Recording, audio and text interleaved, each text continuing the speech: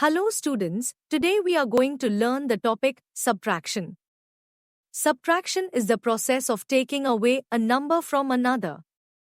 Subtraction is also known as minus. For example, if you have 3 apples and you eat 2 apples, you'll have 1 apple left. We can also say 3 minus 2 equals 1. Here, we have 3 apples, we subtract 2 apples, and the difference is 1 apple. Now, let's talk about some properties of subtraction. Property 1 states that if we subtract 0 from a number, the number stays the same. For instance, if we take 3 and subtract 0, we still have 3.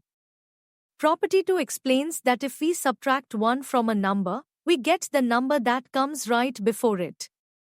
So, for example, if we subtract 1 from 8, we get 7. And if we subtract 1 from 9, we get 8.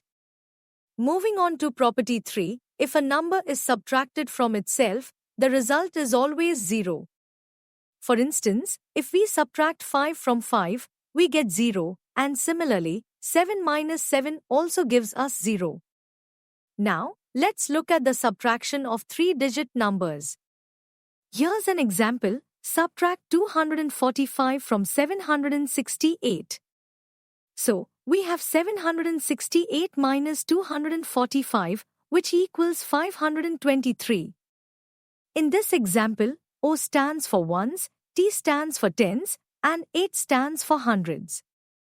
When we set it up, it looks like this. 768 minus 245, which will give 523. So students, this is how we do subtraction of 3-digit numbers without borrowing.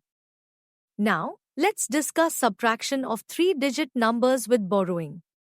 When you don't have enough digits to subtract, you borrow from the next column. You take 1 from the next column and add it to the current column to make the subtraction possible. For instance, when we subtract numbers, sometimes the top number is smaller than the bottom number. In such cases, we use a method called regrouping or borrowing. Let's look at the example in the image. In the ones place, the number 5 is smaller than 8, so we cannot subtract directly. To solve this, we borrow 110 from the tens place. This reduces the number in the tens place from 7 to 6. The 110 we borrowed is added to the 5 in the ones place, making it 15. Now, we can subtract 15 minus 8, which gives us 7.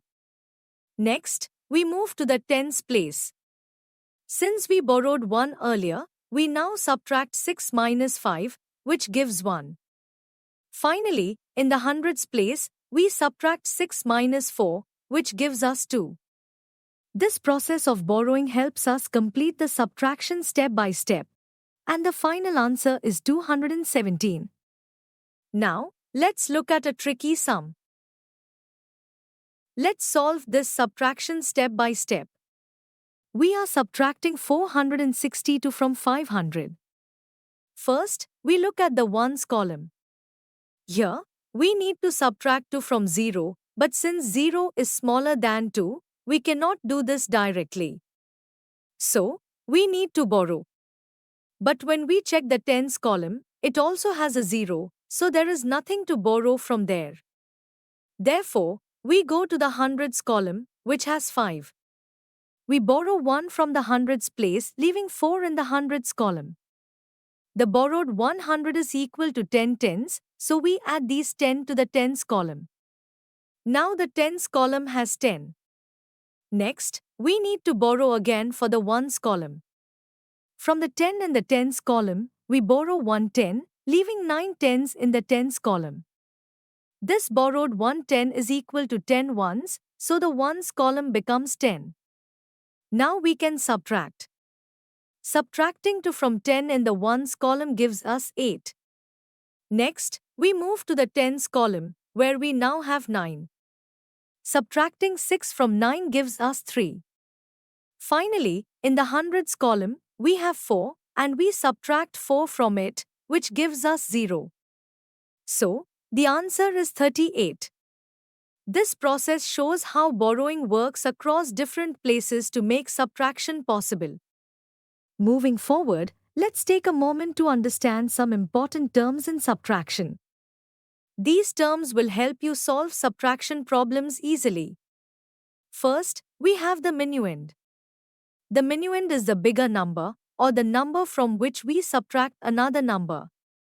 For example, in 10 minus 4, the number 10 is the minuend because it's the one we are subtracting from. Next, we have the subtrahend. This is the smaller number, or the number that is being subtracted. In the same example, 10 minus 4, the number 4 is the subtrahend because it's the one being taken away.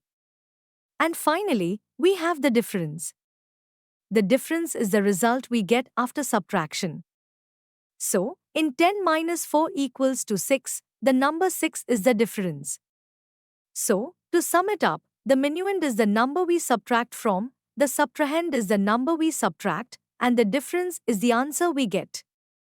Keep these terms in mind, and subtraction will become even easier for you. Great job so far, kids. We hope that you have understood the topic.